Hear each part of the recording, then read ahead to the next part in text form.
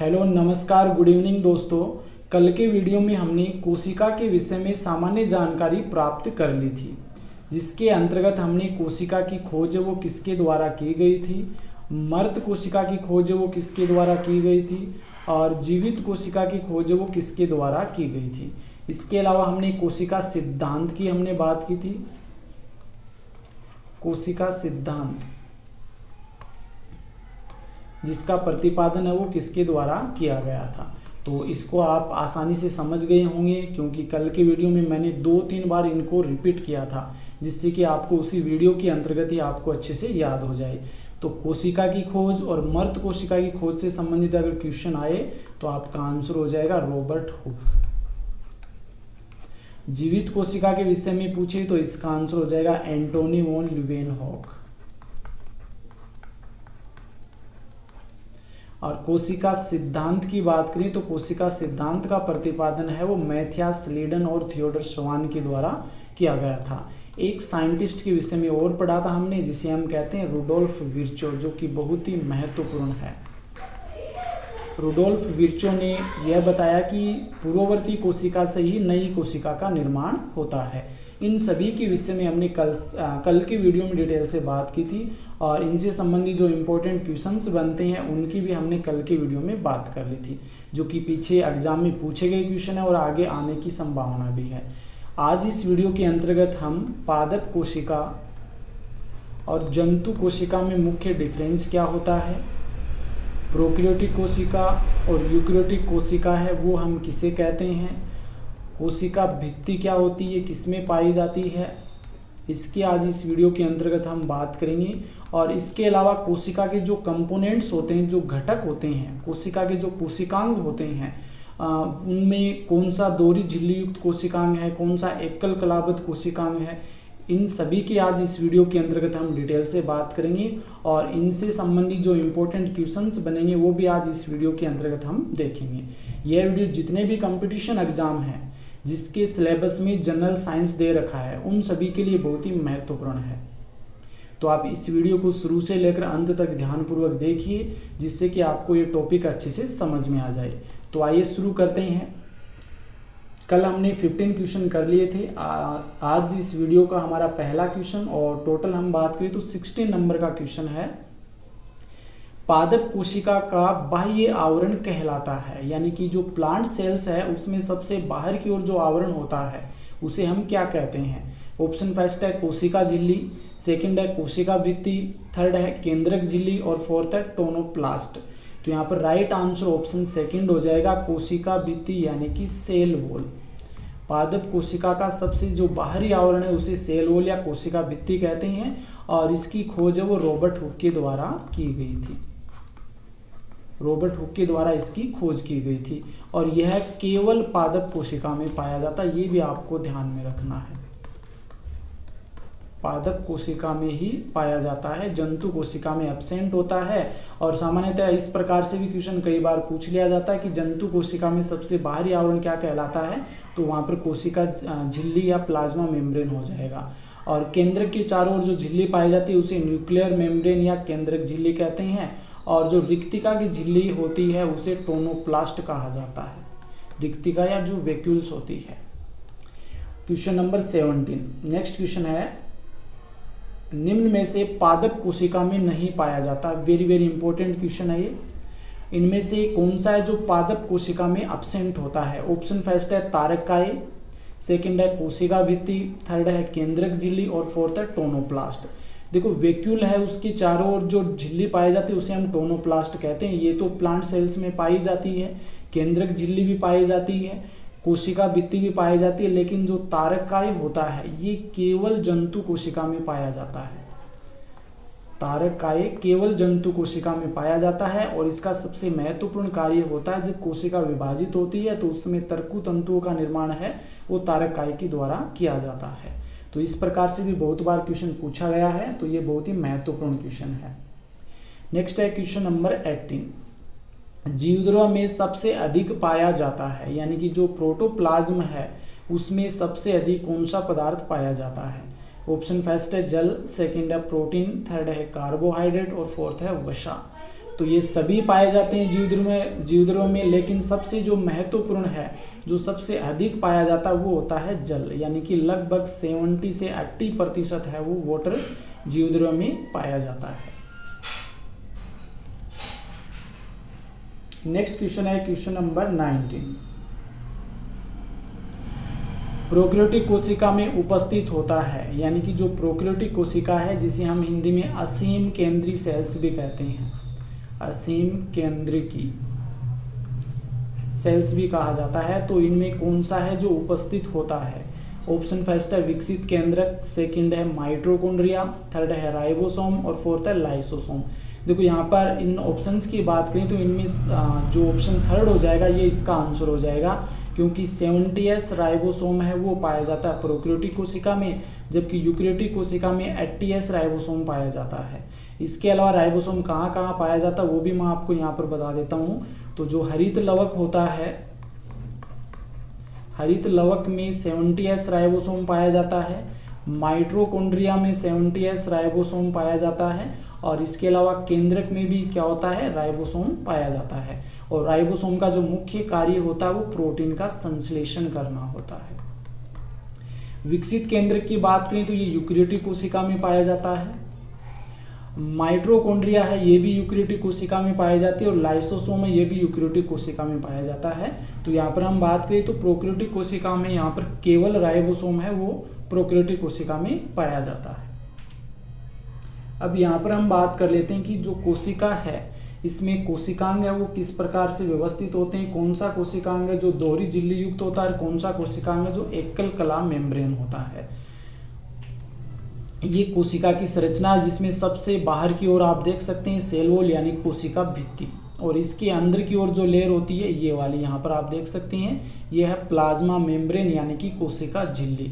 और ये जो सेल्स है ये प्लांट सेल्स की स्ट्रक्चर यहाँ पर देख सकते हैं हम लोग, प्लांट सेल्स, क्योंकि केवल प्लांट सेल्स में ही सेल वॉल पाई जाती है।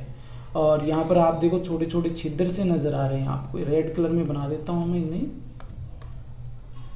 ये जो छोटे छोटे आपको यहाँ पर छिद्र से नजर आ रहे हैं इन्हें हम कहते हैं प्लाज्मोडेस्मेटा, और हिंदी में कहते हैं जीवद्रव्यी तंतु, जीवद्रव्यी तंतु इन्हें कहा जाता है।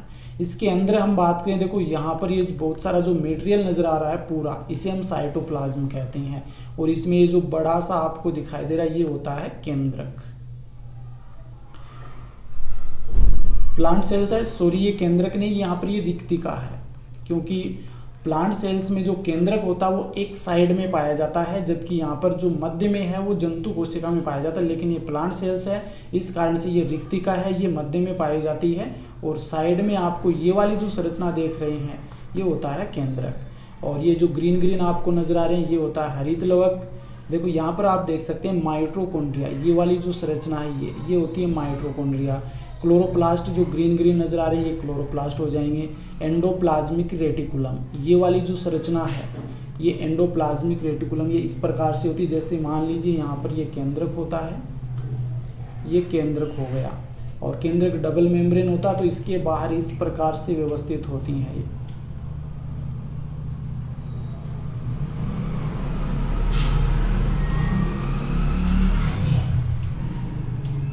ये इस प्रकार से चारों ओर है एक स्केलेटल का निर्माण कर लेती, जिसे हम सामान्यतः बोलते भी हैं साइटोस्केलेटन, जो जिसका निर्माण किसके द्वारा होता है, एंडोप्लाज्मिक रेटिकुलम के द्वारा ही होता है।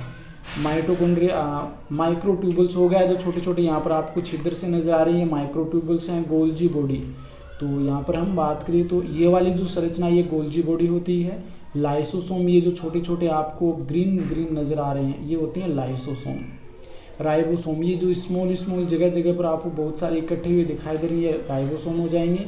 वैक्यूल्स हो जाएगी, ये जो बड़ी सी आपको दिखाई दे रही है। देखो प्लांट सेल्स में बहुत बड़ी होती है रिक्तिका, इस कारण से केंद्रक इसका कोने में होता है, जबकि जंतु कोशिका है उसमें जो वैक्यूल्स होती है छोटी होती है, इस कारण से जंतु कोशिका में केंद्रक मध्य में पाया जाता है। ये न्यूक्लियस हो गया आपका, और इसमें देखो ये वाली जो संरचना आपको नजर आ रही है छोटी सी जो येलो कलर में अंदर की ओर, ये संरचना कौन सी होती है, न्यूक्लियोलस होता है, केंद्रिका होता है। तो ये तो बहुत सारे इसके क्या हो जाएंगे, कोशिकाएं हो जाएंगे। Mitochondria, chloroplast, endoplasmic reticulum, Hindi में भी बता देता हूँ आपको, हरित लवक, अंतर्द्रव्य जालिका, माइक्रोट्यूबुल्स यानी कि सूक्ष्म तंतु, गोल्जी कॉम्प्लेक्स यानी गोल्जी काय हो जाएगी, लाइसोसोम है, राइबोसोम है, वैक्यूल्स यानी रिक्तिका, न्यूक्लियस यानी केंद्रिका, और ये न्यूक्लियस हो जाएगा केंद्रक। अब देखो इसमें कौन सा कोशिकांग है जो दोहरी झिल्ली युक्त होता है, कौन सा एकल झिल्ली युक्त होता है, कौन सा है जो कि झिल्ली बिना ही पाया जाता है। और यहाँ से बहुत बार क्वेश्चन है वो पूछे गए हैं, इस कारण से मैं आपको यहाँ पर बता देता हूँ। माइटोकॉन्ड्रिया जो होता है ये डबल मेम्ब्रेन होता है। देखो यहाँ पर डबल स्टार आपको नजर आ रहे हैं। माइटोकॉन्ड्रिया ये दोहरी झिल्ली युक्त कोशिकांग होता है।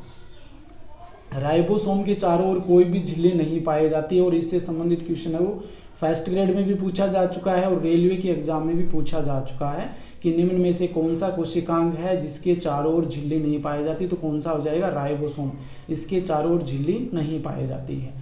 लाइसोसोम एकल कलाबद्ध कोशिकांग है। देखो यहाँ पर एक स्टार बना हुआ है, तो लाइसोसोम के चारों ओर एक ही झिल्ली पाई जाती है। अंतर्द्रव्य जालिका ये भी एकल कलाबद्ध कोशिकांग होता है। गोल्जिकाय है ये भी एकल कलाबद्ध कोशिकांग है। प्लेस्टिड है ये डबल मेम्ब्रेन बाउंड होता है, यानी कि दोहरी झिल्ली युक्त कोशिकांग है। सेंट्रोसोम के चारों ओर भी झिल्ली नहीं पाई जाती, ये आपको ध्यान में रखना है। इसके चारों ओर भी झिल्ली नहीं पाई जाती है।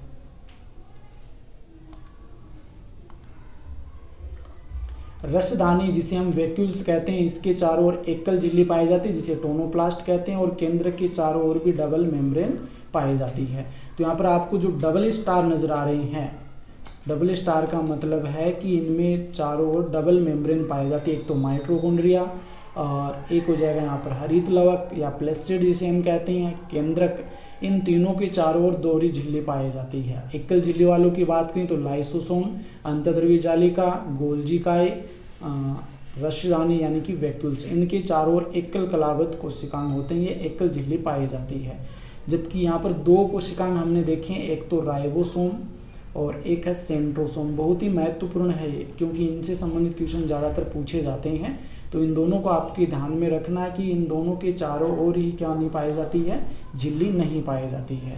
तो यहाँ पर ये सेल ऑर्गेनल्स यानी कोशिकांग वाला टॉपिक आपका शायद क्लियर हो गया होगा। एक बार अच्छे से इस चित्र को समझ लीजिएगा, अच्छे से समझ में आ जाएगा आपको। यहाँ पर हम यूकेरियोटिक कोशिका और प्रोकैरियोटिक कोशिका है, इनकी संरचना को समझ लेते हैं। देखो यहाँ पर ये है आपकी यूकेरियोटिक कोशिका।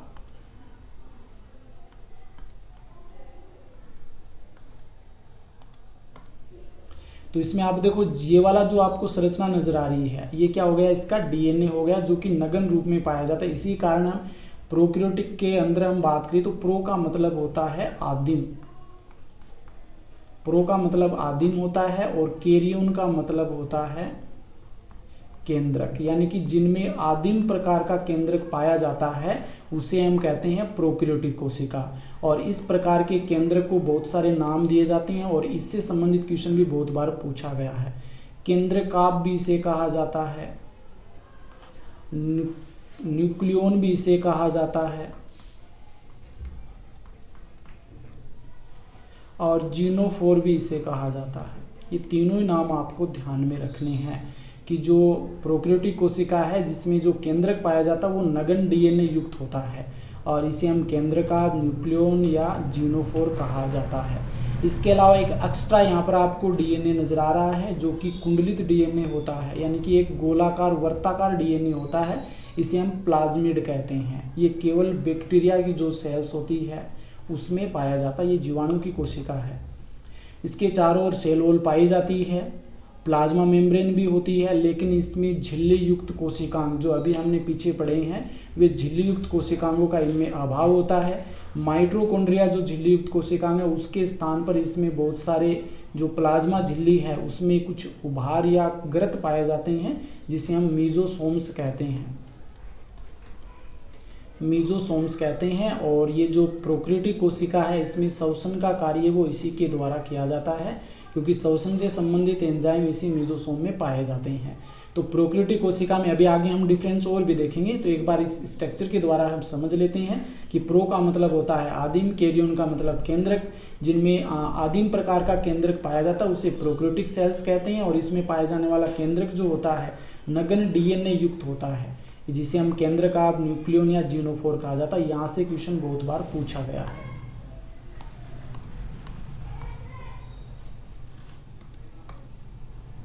और ये यहाँ पर एक्स्ट्रा वर्ताकार डीएनए पाया जाता है जिसे प्लाज्मिड कहते हैं, और ये सेल वॉल भी इसमें पाई जाती है, राइबोसोम भी होते हैं, और इसके अलावा मीजोसोम यहाँ पर पाए जाते हैं जो कि श्वसन का कार्य करते हैं। सबसे इम्पोर्टेंट आपको ध्यान में रखना है कि झिल्ली युक्त कोशिकांगों का इसमें अभाव होता है प्रोकैरियोटिक कोशिका में, जबकि यूकेरियोटिक कोशिका की बात करें तो इसमें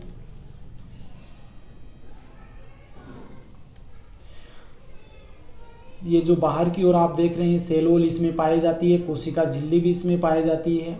यहाँ पर आप देख सकते हैं सेल मेम्ब्रेन, ये साइटोप्लाज्म में पूरा जो अंदर मटेरियल पाया जाता है। ये जो ग्रीन ग्रीन आपको नज़र आ रहा है ये माइटोकॉन्ड्रिया हो जाएगा, और ये मध्य में ये क्या हो जाएगा, न्यूक्लियस यानी केंद्रक, इसके मध्य डीएनए पाया जाता है। ये जो जालिका नुमा संरचना एंडोप्लाज्मिक रेटिकुलम यानी कि अंतर्द्रव्य जालिका, ये लाइसोसोम हो गया, ये गोल्जी इकाई है। इसके अलावा इसमें राइबोसोम पाए जाते हैं।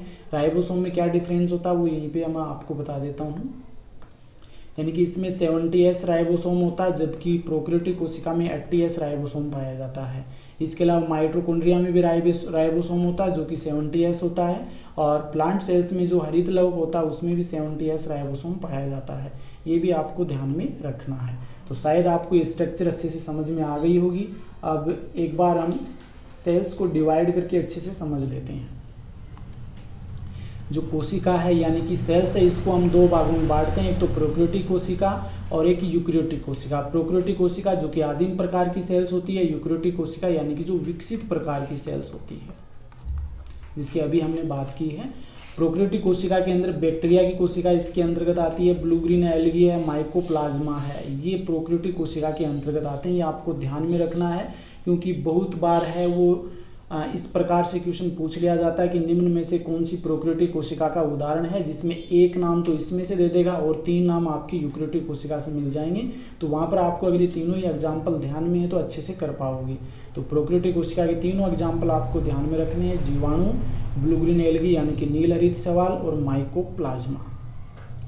यूकेरियोटिक कोशिका की हम बात करें, इसे हम ससीम केंद्रीय सेल्स भी कहते हैं। ससीम केंद्रीय विकसित प्रकार की कोशिका होती है। इसको हम दो भागों में बांटते हैं, एक तो यूनिसेलुलर यानी कि एक कोशिकीय, और मल्टीसेलुलर यानी कि बहुकोशिकीय। एक कोशिकीय और बहुकोशिकीय। एक कोशिकीय जो प्राणी है इनमें प्रोटिस्टा, जैसे 5 किंगडम सिस्टम पढ़ते हैं हम लोग, आगे देखेंगे, जो कि आर्च विटेकर के द्वारा दिया गया है, जिसमें पूरे जो एनिमल जगत है इसमें प्लांट्स वगैरह इन सभी को, जितने भी जीव हैं इस धरती पे जीवित, इन सभी को 5 किंगडम में विभाजित किया गया है। तो इन्हीं में से एक प्रोटिस्टा भी है। तो यूनिसेलुलर जो जितने भी यूकेरियोटिक प्राणी हैं उनको प्रोटिस्टा में रखा गया है, जिसमें आप अमीबा वगैरह जो प्राणी है वो इसी के अंतर्गत आते हैं। अमीबा है, पैरामीशियम, वो इसी में आते हैं प्रोटिस्टा के अंतर्गत। मल्टी सेलुलर ऑर्गेनिजम्स की बात करें तो बहुकोशिकीय जो जीव होते हैं इसको हम दो भागों में बांटते हैं।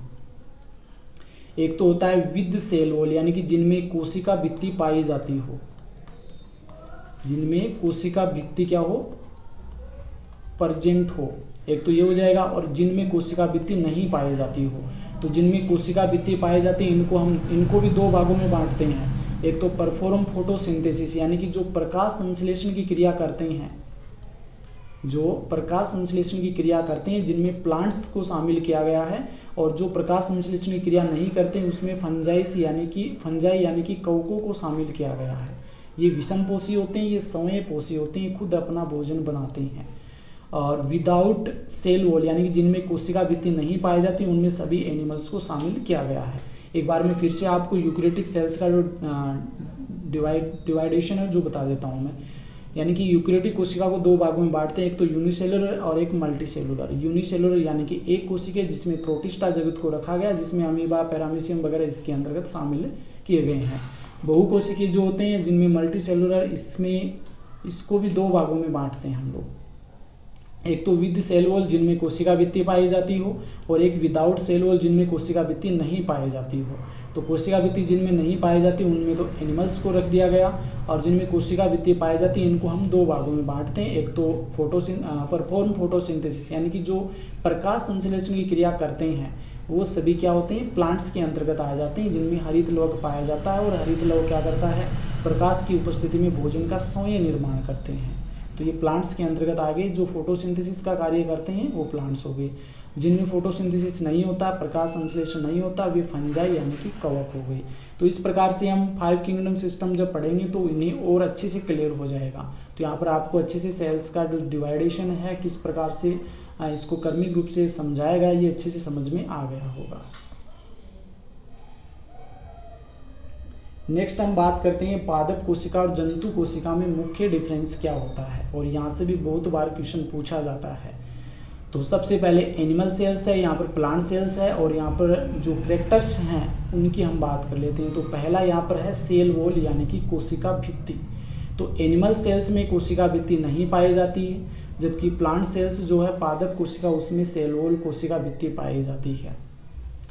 प्लाज्मिड यानी कि हरित लवक, प्लास्टिड जिसे हम कहते हैं, प्लास्टिड यानी कि हिंदी में कहते हैं लवक। हरित लवक तो इसका एक प्रकार होता है जिसे हम क्लोरोप्लास्ट कहते हैं।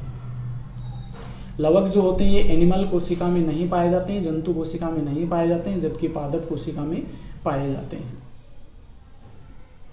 लाइसोसोम जो होते हैं ये एनिमल कोशिका में क्या होते हैं, जंतु कोशिका में सुविकसित प्रकार के होते हैं, जबकि प्लांट सेल्स में क्या होते हैं, रियरली कभी कभी पाए जाते हैं, कुछ में पाए जाते हैं और कुछ में नहीं पाए जाते हैं। इसके अलावा हम बात करें तो क्लोरोफिल जो होता है हरित लवक, ये प्लांट सेल्स में पाया जाता है, जबकि जंतु कोशिका में ये एब्सेंट होता है। इसी क्लोरोफिल के कारण तो प्लांट सेल्स है वो समय अपने भोजन का निर्माण है वो खुद करते हैं।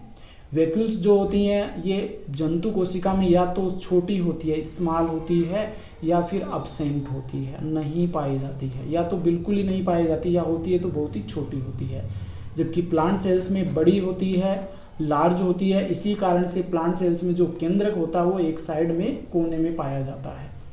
सेंट्रोसोम या सेंट्रियोल्स, तो ये केवल एनिमल सेल्स में पाए जाते हैं, प्लांट सेल्स में ये एब्सेंट होते हैं। जंतु कोशिका में पाए जाते हैं, जबकि पादप कोशिका में ये एब्सेंट होते हैं। रिजर्व फूड, ये इंपॉर्टेंट है, यहाँ से क्वेश्चन कई बार पूछा गया।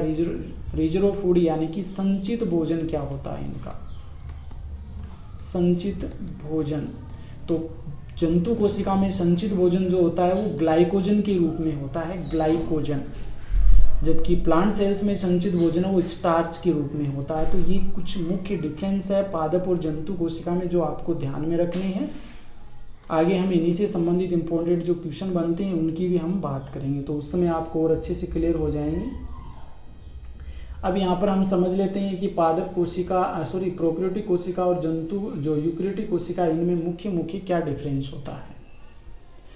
प्रोकैरियोटिक कोशिका और यूकैरियोटिक कोशिका, ये तो मैंने बता दिया कि इसमें वास्तविक केंद्रक एब्सेंट होता है, यानी कि आदिम प्रकार का केंद्रक पाया जाता है, और इसी कारण से ये प्रोकैरियोटिक सेल्स कहलाते हैं। जबकि यूकैरियोटिक कोशिका में सुविकसित प्रकार का केंद्रक होता है। नो न्यूक्लियर मेम्ब्रेन यानी केंद्रक के चारों ओर केंद्रक झिल्ली इसमें नहीं पाई जाती है, जबकि यूकैरियोटिक कोशिका में डबल मेम्ब्रेन पाई जाती है केंद्रक के चारों ओर। डीएनए विदाउट स्टोन प्रोटीन, इसमें स्टोन प्रोटीन नहीं पाई जाती है, जबकि यूकैरियोटिक कोशिका में स्टोन प्रोटीन पाई जाती है। All membrane bound cell organelles are absent, जितने भी झिल्ली युक्त कोशिकांग है वो यहाँ पर एब्सेंट होते हैं, जबकि यूकैरियोटिक कोशिका में झिल्ली युक्त सभी कोशिकांग पाए जाते हैं। राइबोसोम प्रेजेंट, राइबोसोम प्रोकैरियोटिक कोशिका में पाया जाता है, ये 70S प्रकार का होता है, यहाँ पर भी पाया जाता है, ये 80S प्रकार का होता है। इसके अलावा हम बात करें तो जो प्रोकैरियोटिक कोशिका है इसमें सेल डिवीजन है वो सामान्यतः असूत्री विभाजन के द्वारा होता है, जबकि यूकैरियोटिक कोशिका में असूत्री विभाजन भी होता है, समसूत्री भी होता है, और अर्धसूत्री विभाजन भी इन यूकैरियोटिक कोशिका में पाया जाता है। यहाँ पर गुणसूत्रों की संख्या है वो सामान्यतः 1 होती है, यहाँ पर जो गुणसूत्रों की संख्या है वो 1 से अधिक होती है, ये आपको ध्यान में रखना है। इसके अलावा हम बात करें तो यहाँ पर देखो जितने भी झिल्ली युक्त कोशिकांग होते हैं वो एब्सेंट होते हैं, जबकि यूकैरियोटिक कोशिका में पाए जाते हैं। और इसमें एक चीज़ आपको यहाँ पर ध्यान में रखनी है कि जो माइटोकॉन्ड्रिया पाया जाता है यूकैरियोटिक कोशिका में, उसी के समान प्रोकैरियोटिक कोशिका में मीजोसोम पाए जाते हैं। जो प्लाज्मा मेम्ब्रेन है उसमें मीजोसोम्स पाए जाते हैं और ये मीजोसोम्स क्या काम करते हैं, श्वसन से संबंधित होते हैं। श्वसन से संबंधित जो कार्य है वो प्रोकैरियोटिक कोशिका में मीजोसोम के द्वारा किया जाता है। वेरी वेरी इंपॉर्टेंट क्वेश्चन है ये, बहुत बार पूछा गया क्वेश्चन है ये।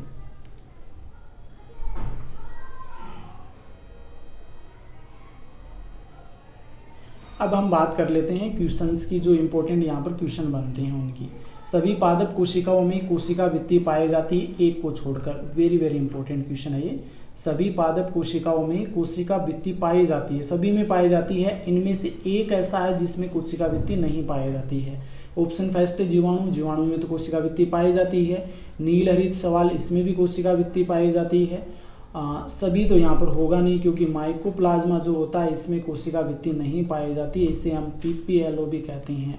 और इसी कोशिका भित्ति की अनुपस्थिति के कारण इसे पादप जगत का जोकर भी कहा जाता है। पादप जगत का जोकर।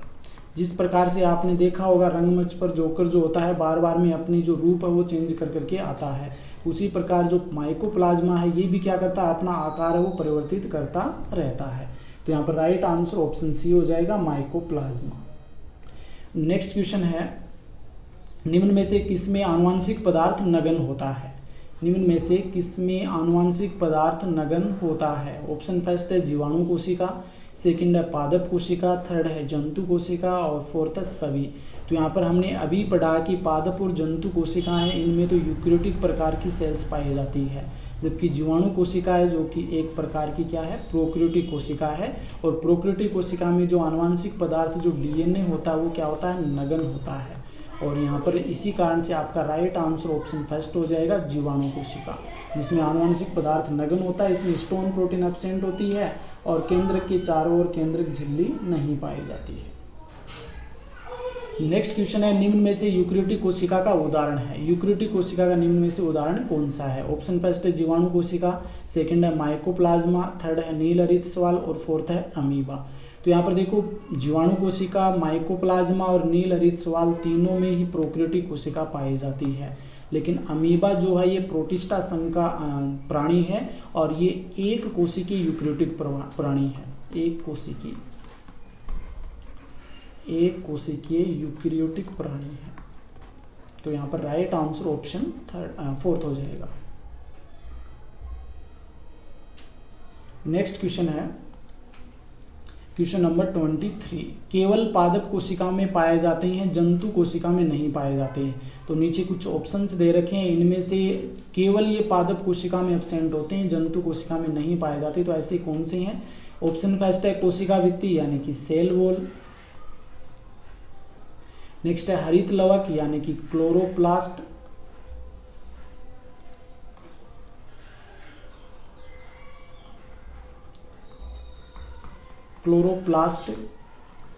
प्लास्टिड यानी कि जिसे हिंदी में, सॉरी ये तो अंग्रेजी में लिखा हुआ है, हिंदी में इसे हम कहते हैं लवक। और ऑप्शन फोर्थ है सभी। तो देखो कोशिका भित्ति है ये पादप कोशिका में पाई जाती है, हरित लवक पादप कोशिका में पाया जाता है, प्लास्टिड पादप कोशिका में पाया जाता है, लेकिन ये तीनों ही जंतु कोशिका में एब्सेंट होते हैं। तो इस कारण ये आंसर फोर्थ हमारा यहाँ पर सही हो जाएगा कि ये सभी जो हैं ये केवल पादप कोशिका में पाए जाते हैं, जंतु कोशिका में नहीं पाए जाते हैं। क्वेश्चन नंबर 24 है, कोशिका भित्ति अनुपस्थित होती है। तो इनमें से जो ऑप्शंस दे रखे हैं इनमें से किसमें कोशिका भित्ति नहीं पाई जाती है? ऑप्शन फर्स्ट है जंतु कोशिका, सेकंड है पादप कोशिका, थर्ड है कवक कोशिका और फोर्थ हो जाएगा जीवाणु कोशिका। तो यहाँ पर हमारा राइट आंसर ऑप्शन फर्स्ट हो जाएगा कि जंतु कोशिका में कोशिका भित्ति नहीं पाई जाती है। तो कुछ इंपॉर्टेंट्स यहाँ पर और देख लेते हैं फैक्ट। पादप कोशिका में जो कोशिका भित्ति होती है वो सेलुलोज की बनी होती है, ये भी कई बार पूछ लिया जाता है। सामान्यतः सेलुलोज की बनी होती है, इसके अलावा कुछ और भी पदार्थ इसमें पाए जाते हैं, पेक्टिन है, लिग्निन है, सुबेरिन है, हेमीसेलुलोज है, ये सभी पदार्थ है पादप कोशिका की कोशिका भित्ति में पाए जाते हैं, लेकिन सामान्यतः जो हम बात करें तो सेलुलोज की बनी होती है। कवक कोशिका की बात करें तो इसमें काइटिन से बनी हुई कोशिका भित्ति पाई जाती है, काइटिन से बनी होती है। और जीवाणु के अंदर पेप्टिडोग्लाइकोन की बनी हुई कोशिका पाई जाती है,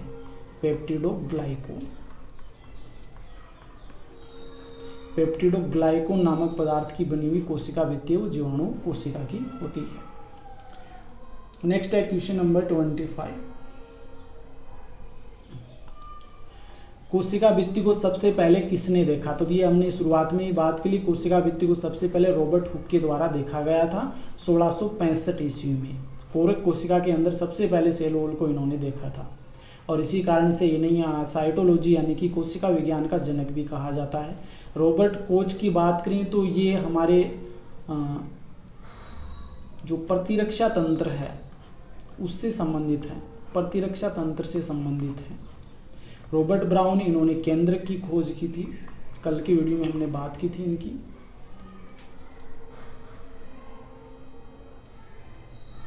नेक्स्ट हम बात करते हैं क्वेश्चन नंबर 26। सवालों में कोशिका भित्ति मुख्य रूप से बनी होती है। तो जो सवाल हैं एल्गी है, इनमें कोशिका भित्ति किससे बनी होती है? ऑप्शन फर्स्ट है सेलुलोज, सेकंड है काइटिन, थर्ड है सुबेरिन और फोर्थ है पेक्टिन।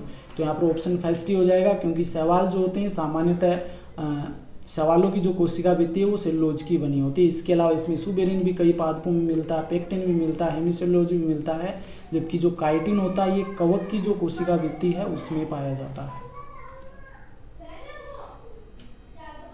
अब हम सेल वॉल की बात कर लेते हैं। देखो पीछे हमने इंपॉर्टेंट जो क्वेश्चन बनते हैं उनकी बात कर ली और यहाँ पर देखो वो क्वेश्चंस मैंने शामिल नहीं किए हैं जो कि पीछे एकल कलाबद्ध कोशिकांग, दोहरी झिल्ली युक्त कोशिकांग है, झिल्ली रहित कोशिकांग, वो आपकी जो डायग्राम दिखाया गया था उससे अच्छे से आपको समझ में आ जाएंगे। एक या दो बार आप देखोगे तो उन क्वेश्चंस को मैं फिर दोबारा से जब बायोलॉजी सीरीज शुरू करेंगे उसके अंतर्गत शामिल कर लेंगे, क्योंकि यहाँ पर हम साथ में टॉपिक भी देख रहे हैं। अगर इतने सारे क्वेश्चन हम साथ में देखेंगे तो वीडियो बहुत लंबा हो जाएगा। इस कारण से जो चीज़ हम लेक्चर के द्वारा कवर कर रहे हैं तो उसको हम दोबारा से, आसान है उनको दोबारा से हम कवर नहीं करेंगे। उनमें ऐसे क्वेश्चंस हम शामिल करेंगे जो पीछे एग्जाम में पूछे गए हैं। सेल वॉल यानी कि कोशिका भित्ति, कोशिका भित्ति, तो इसकी खोज रॉबर्ट हुक के द्वारा की गई है। उपस्थिति की बात करें तो पादप कोशिका में पाई जाती है, सेलुलोज की बनी होती है, कवक कोशिका में काइटिन की बनी होती है, बैक्टीरिया यानी कि जीवाणु जो होते हैं इनमें पेप्टिडोग्लाइकोन की बनी होती है और नील हरित सवाल में भी कोशिका भित्ति पाई जाती है। किन में नहीं पाई जाती? तो जंतु कोशिका में नहीं होती और माइकोप्लाज्मा में भी नहीं पाई जाती है। यह आपको अच्छे से ध्यान में रखना है। पादप कोशिका का सबसे बाहरी पादप कोशिका का सबसे बाहर वाला आवरण जो होता है, पादप कोशिका में सबसे बाहर वाला आवरण क्या कहलाता है? कोशिका भित्ति यानी कि सेल वॉल कहलाता है। ये निर्जीव होता है यानी कि जीवित नहीं होता, क्योंकि इसमें लिग्निन है, सुबेरिन है, लिग्निन, सुबेरिन, पेक्टिन, ये सभी पदार्थ पाए जाते हैं। इस कारण ये क्या होती है? निर्जीव होती है, नॉन लिविंग होती है। पारगम्य होती है, सभी पदार्थों के लिए पारगम्य होती है, चाहे प्रोटीन हो, वसा हो, जल हो, इन सभी के लिए पारगम्य होती है। कोशिका को दृढ़ता प्रदान करती है यानी कोशिका को मजबूती प्रदान करती है। और सबसे महत्वपूर्ण प्रश्न यहाँ पर ये बन जाता है कि कोशिका को आकार प्रदान करने का कार्य भी इसी कोशिका भित्ति के द्वारा किया जाता है। तो यहाँ पर आप देख सकते हैं ये केंद्रक हो जाएगा और इसके चारों ओर ये सेल वॉल हो गई और ये इसके अंदर की ओर सेल मेम्ब्रेन पाई जाती है। तो ये आपको ध्यान में रखना कि सेल वॉल है वो कहाँ पर प्रेजेंट होती है। कुछ और इम्पोर्टेंट फैक्ट हैं उनकी हम बात कर लेते हैं सेल वॉल से संबंधित। शैवालों की कोशिका भित्ति किसकी बनी होती है? सेलुलोज की बनी होती है। अन्य पादपों की कोशिका भित्ति किसकी बनी होती है? सामान्यतः सेलुलोज की होती है। इसके अलावा इसमें हेमिसेलुलोज भी होता है, पेक्टिन भी होता है और कुछ कोशिकाएं ऐसी होती हैं जिनमें सुबेरिन और लिग्निन भी पाए जाते हैं। कवक की कोशिका भित्ति बनी होती है तो कवक की काइटिन की बनी होती है। ये क्वेश्चन बहुत बार पूछा गया है, इसी कारण इसे फंगल सेलुलोज भी कहा जाता है। ये भी आपको ध्यान में रखना है। फंगल सेलुलोज भी कहते हैं काइटिन को। अन्य पदार्थ के रूप हो सकते हैं। लिग्निन ये मजबूती प्रदान करता, तो ये अभी मैंने बताया कि जो कुछ पादप होते हैं जिनकी कोशिका भित्ति पर लिग्निन का निक्षेपण हो जाता है जो कि इसे मजबूती प्रदान करता है। क्यूटिन है ये जल ह्रास को रोकता है यानी कि जो पानी की हानि होती है उसको रोकता है। और ये सामान्यतः जो मरुद्वीद पादप हैं, जो मरुद्वीद पादप है, जो मरुस्थलीय क्षेत्र में जो पादप पाए जाते हैं तो उनमें जो होता है क्यूटिन पाया जाता है, पत्तियों के ऊपर है या फिर टहनियों के ऊपर है, तो उस क्यूटिन के कारण वहाँ पर जल की कमी है उस जल की कमी को, मतलब जल की हानि को रोकने का कार्य इस क्यूटिन के द्वारा किया जाता है। सुबेरिन का निक्षेपण भी है, कुछ पादपों में देखने को मिलता है, तो ये भी पानी के लिए अपारगम्य होता है, पानी की सुरक्षा करता है। नेक्स्ट है क्वेश्चन नंबर 27। नेक्स्ट है क्वेश्चन नंबर 27। कोशिका भित्ति में पाया जाता है। तो कोशिका भित्ति में क्या पाया जाता है? सामान्यतः हम बात करें तो सेलुलोज पाया जाता है, हेमिसेलुलोज भी मिलता है, पेक्टिन भी मिलता है, यानी कि ये सभी है वो कोशिका भित्ति में पाए जाते हैं। अगर यहाँ पर क्वेश्चन इस प्रकार से होता कि मुख्यतः कोशिका भित्ति किसकी बनी होती है, तो यहाँ पर आंसर सेलुलोज हो जाता। लेकिन कुछ पादपों में ये सभी आपको देखने को मिलते हैं, तो कोशिका भित्ति में सेलुलोज भी होता है, हेमिसेलुलोज भी होता है, पेक्टिन भी पाया जाता है। नेक्स्ट है क्वेश्चन नंबर 28। कोशिका भित्ति के संदर्भ में गलत है, तो कुछ फैक्ट दे रखे हैं, इनमें से कौन सा है जो गलत है? ऑप्शन फर्स्ट है लिग्निन, जो कि मजबूती प्रदान करता है। क्यूटिन जल हानि को रोकता है। सुबेरिन जल सेवन का कार्य करता है। मध्य पटलिका जो पेक्टेट की बनी होती है। तो जो लिग्निन होता है ये तो क्या करता है? मजबूती प्रदान करता है कोशिका को। क्यूटिन होता है ये जल की हानि को रोकता है। मृदुविधि जो पादप है, मृदुस्थलीय पादप है, उनमें पाया जाता है। सुबेरिन है ये जल सेवन का कार्य नहीं करता, तो यहाँ पर यही आंसर हो जाएगा। सुबेरिन क्या करता है? जल हानि से, जल की हानि को ही रोकता है, जबकि जल सेवन का कार्य तो जाइलम के द्वारा किया जाता है। मध्य पटलिका जो मिडल लेमिला होती है ये कैल्शियम और मैग्नीशियम पैक्टेट की बनी होती है, ये तो सही है। तो यहाँ पर राइट आंसर हमारा क्या हो जाएगा? ऑप्शन। आज के लिए बस इतना ही। आज इस वीडियो में हमने कोशिका के विषय में बहुत ही महत्वपूर्ण फैक्ट जाने हैं, जिसके अंतर्गत हमने बात की है प्लांट सेल्स और एनिमल सेल में मुख्य डिफरेंस क्या होता है, यूकेरियोटिक कोशिका और प्रोकैरियोटिक कोशिका, और इसके अलावा हमने जो कोशिकांग हैं उनमें दोहरी झिल्ली युक्त कोशिकांग कौन सा है, एकल कलाबद्ध कोशिकांग कौन सा है, और झिल्ली रहित कोशिकांग कौन सा है, इन सभी की आज इस वीडियो के अंतर्गत हमने बात की है। यदि आपको ये वीडियो अच्छा लगा है तो वीडियो को लाइक कीजिए, अधिक से अधिक शेयर कीजिए, और मेरे चैनल को आप अधिक से अधिक सब्सक्राइब कीजिए। आज के लिए इतना ही, धन्यवाद।